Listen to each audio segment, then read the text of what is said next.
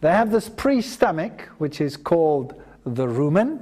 And if you look at the anatomy, you find the rumen, which is a large fermentation chamber. So the food that they chew, largely vegetation, enters into the rumen. Their bacteria ferment this product. And in ruminants with a cloven hoof, this food is regurgitated, goes back into the mouth, is chewed over and over and over, and goes back into the rumen. And then it passes through various chambers like the omasum, the abomasum, and eventually comes to the true stomach, the abomasum, where it is digested. And this fermented food passes all the way through the intestine, and the rest is then defecated.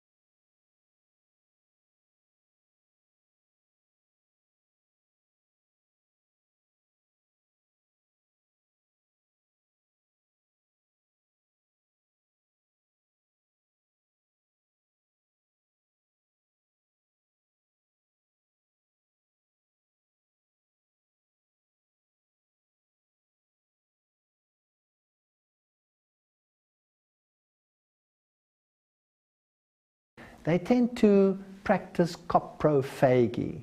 Coprophagy, phagy means feeding. They ingest their own excreta. That's one of the reasons why these creatures might be considered unclean. So it's also a form of chewing the cud, but of course, instead of taking it from a pre-stomach, the rumen, and regurgitating it to the mouth, they're taking it from the other side. And that makes a big difference. When the food passes through the intestine, then waste products are left together with digestible products at the end. And when recirculated, some of these chemicals like secondary bile salts and all of these issues which are detrimental are added to the food chain. So a rabbit, for example, rather than having a pre-stomach like a cow, has the fermentation taking place in the cecum, which is at the end of the intestine. So now there's only one possibility. You can't put the entire intestine into reverse, so the product has to pass out of the intestine, and the rabbit produces two kinds of feces. One is the pellet form, and the other one is a soft form, which it eats directly from the anus, and thereby the bacteria and the fermentation products which make the meal complete are re-ingested. But because it passes right through the intestine, you have some of the secondary products which are harmful also passing through the intestine, and this animal therefore has a higher toxic load than would a ruminant under normal circumstances. So we see the cecum here in this dissected creature is very, very large and lies there as a big fermentation chamber. If you unravel the intestine of a rabbit, for example, you have this normal intestine where the absorption takes place over here, and then you have the large cecum where the fermentation takes place. So the only possibility to re-ingest that is to take it from the other side.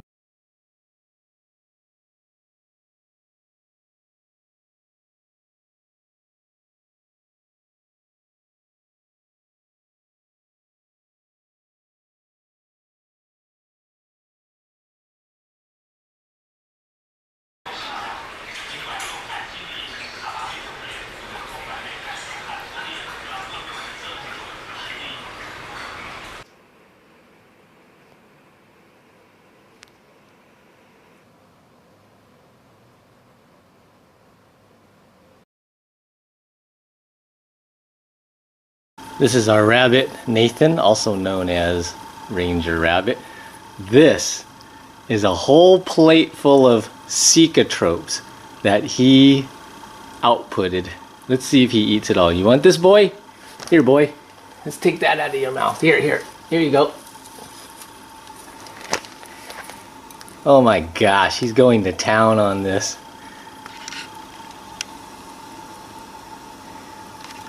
I can't believe you really like that.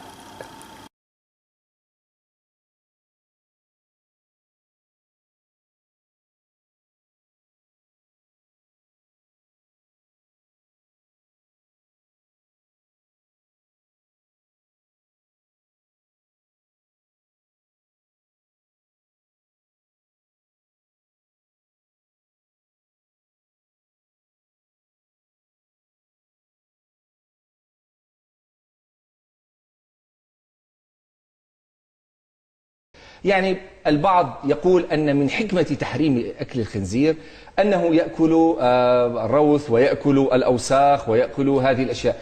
ماذا لو أتينا بخنزير وأبقيناه في حجرة مغلقة ولم نطعمه إلى الطعام النقي؟ أولا الخنزير حيوان نجس، حيوان قذر، حيوان رمام، يأكل الجيف ويأكل النفايات. حتى لو يعني ربيته في وسط يعني يحول بينه وبين ذلك، هو في فطرته في تكوينه يعني يأكل ما يخرج هو نفسه، يعني لا تستطيع أن تغيرها. بعض الخنازير والله أكلت روثها أمامهم، أكلت روثها أمامهم. فيعني هو حيوان بطبيعته التي فطره ربنا تبارك وتعالى عليها، حيوان رمام يعني، ولا تستطيع أن تغير هذه الفطرة مهما جاهدت في تربيته تربية خاصة.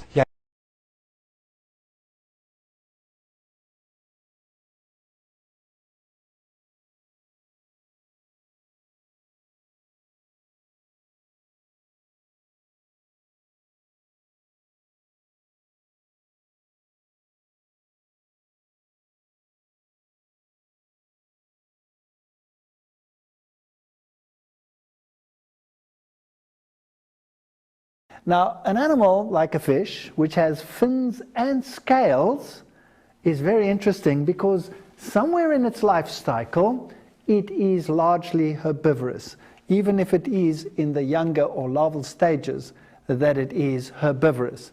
A fish is an amazing creature. It has a very high ability to detoxify itself. And of course, being situated in water, it's thermal.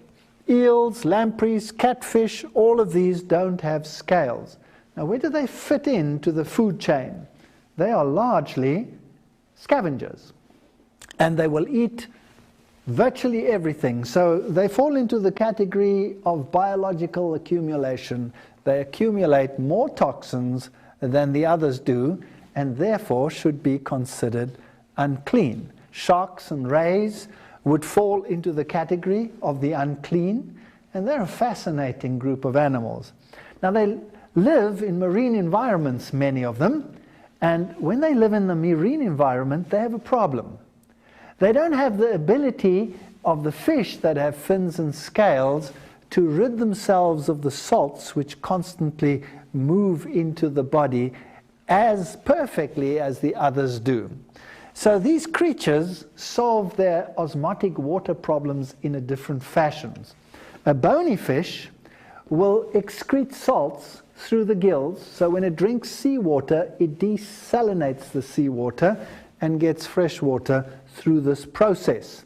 And that is how these fishes survive in a marine environment. A shark, on the other hand, also has less salt in its body than the sea has.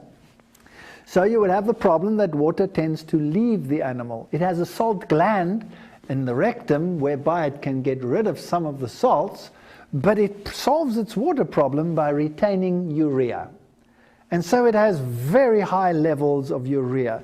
Urea is, of course, a waste product which other animals just excrete to get rid of it because it is toxic, but these creatures retain it and have developed a resilience and a resistance to this product. So in fact, they are like urea enhanced creatures.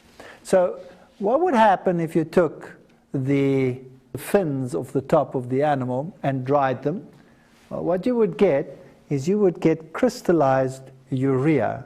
And when you make shark fin soup, that's exactly what you have. It's like putting a urea tea bag in the soup. It surprises me that it's so expensive.